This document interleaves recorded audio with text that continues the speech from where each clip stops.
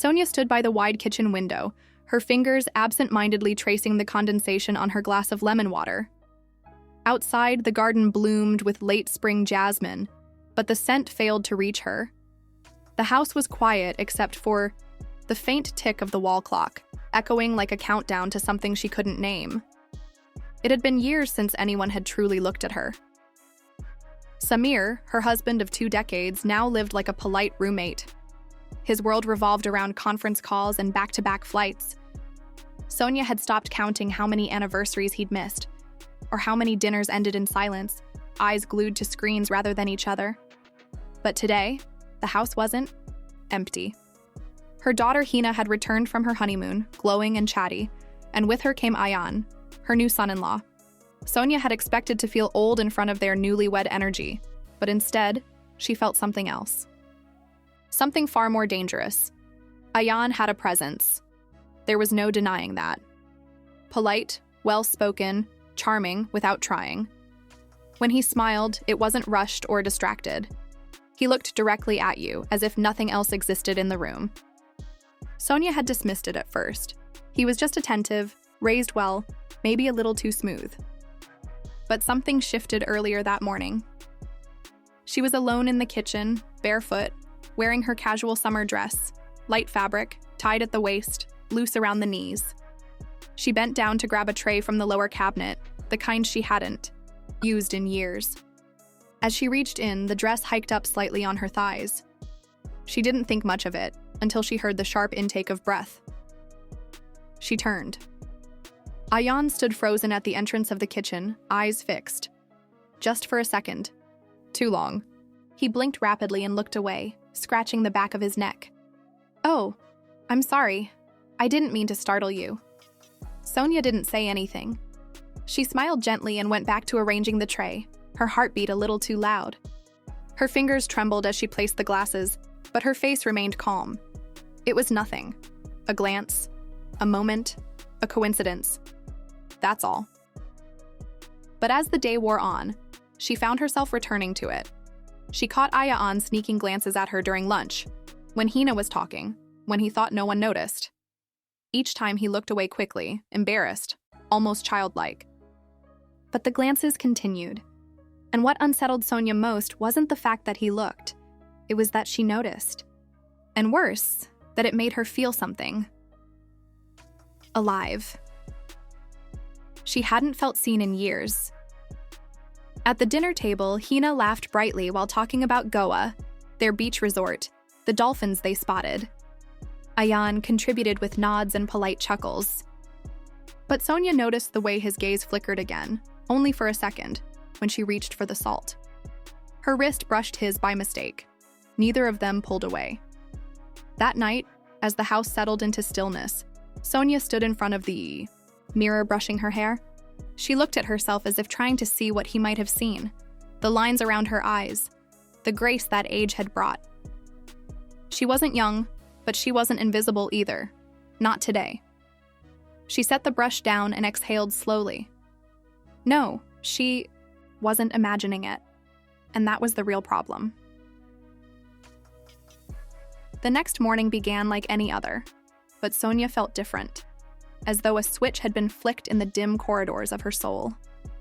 She moved through the house with an elegance that wasn't forced, her steps lighter, her posture a little straighter.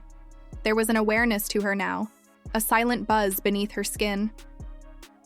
Ayan was already in the living room, flipping through a magazine. Hina had gone to visit a friend nearby, leaving him behind with a casual, "You two keep each other company." They did. "Want some tea?" Sonia offered, trying to sound casual as she stood by the doorway. He looked up, a smile. Already forming. "Only if it's yours." That line.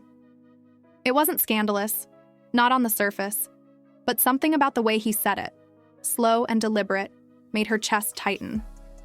She turned toward the kitchen before he could see her smile.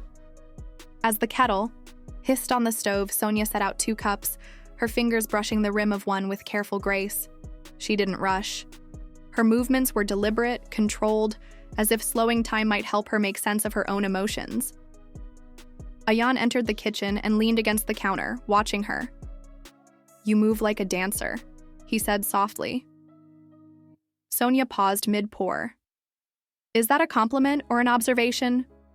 "Both," he replied, his tone playful, yet anchored by something real. She handed him his tea without meeting his eyes.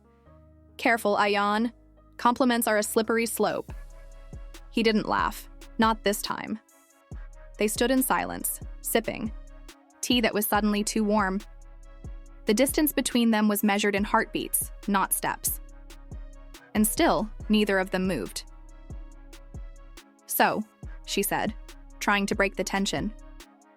"How's married life treating you?" "It's nice," he replied, the word falling flat. "Hina's wonderful." Sonia raised an eyebrow, sensing the hesitation. "But?" He shrugged. "I don't know. It's early. We're still figuring things out. She's young." Sonia leaned back against the opposite counter. "And you? Are you older than your years?" He met her gaze then, eyes steady. "I think I've always noticed more than I should." A sharp breath caught in Sonia's throat. The air between them felt heavier than it had a moment ago. "You shouldn't look at me the way you do," she said quietly, her voice barely above a whisper. "I don't mean to," he replied, stepping closer. "But I do." The tea forgotten, Sonia moved past him toward the sink, needing space, needing distance. "Do you know what you're doing, Ayan?" she asked, not turning around. "No," he admitted. "But I know how I feel. I notice things. The way you tuck your hair behind your ear. The way your voice softens when you talk about books. The way you smile when no one's looking." Sonia's hands gripped the edge of the counter. Her heart was making too much noise. She didn't know if it was fear or desire or both. "You're married to my daughter," she said, finally turning to face him. "This isn't a game." "I know," he said. "I'm not playing." Just then, the sound of Hina's car pulling into the driveway broke the moment like glass underfoot. Sonia stepped back instinctively.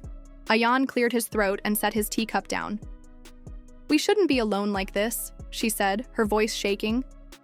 He nodded. "Maybe not, but that doesn't change what's already happening." She wanted to deny it, to pretend the heat was in her head, that her imagination was playing tricks, but Ayan had said it, out loud, and now it couldn't be unsaid. "Yike!" Front door opened. Hina's voice echoed down the hall. "Mom, we brought pastries."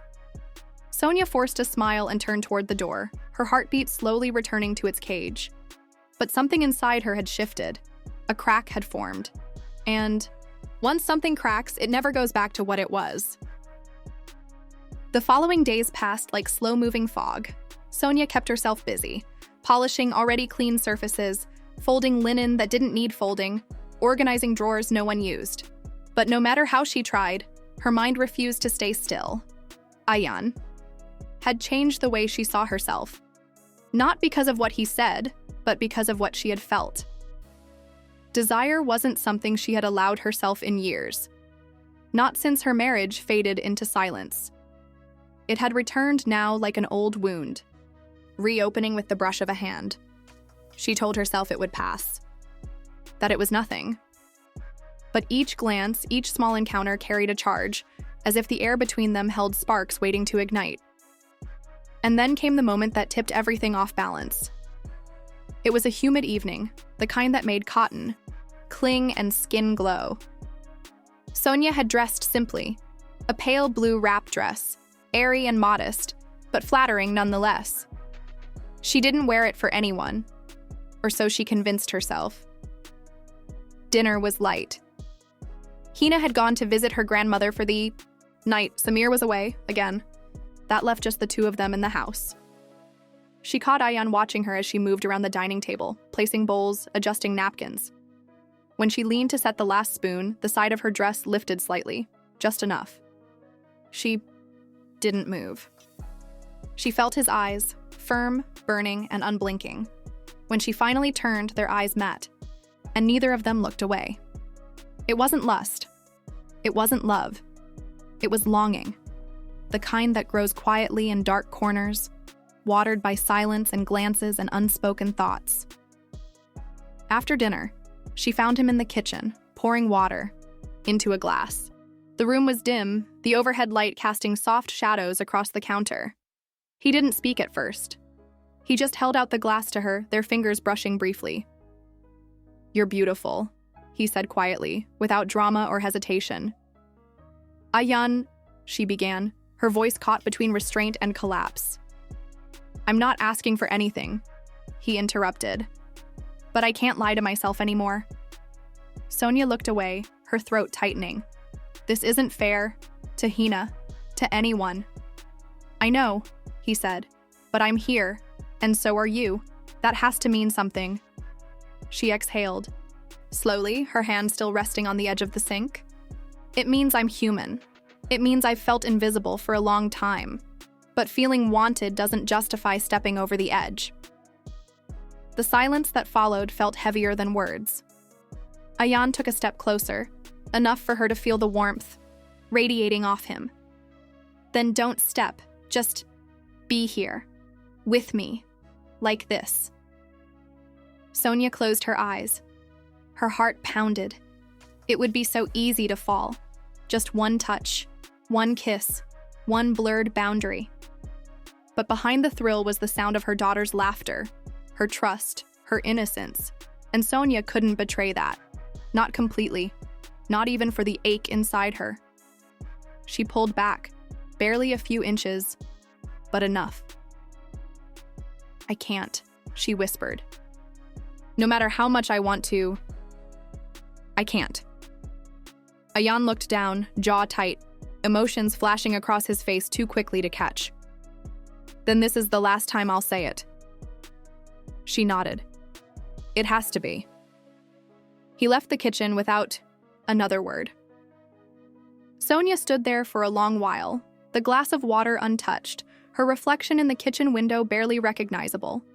She had never crossed the line, but she had stood at the edge, and that in itself had changed everything. Later that night, alone in her room, she looked at herself in the mirror once more. The same face, the same lines.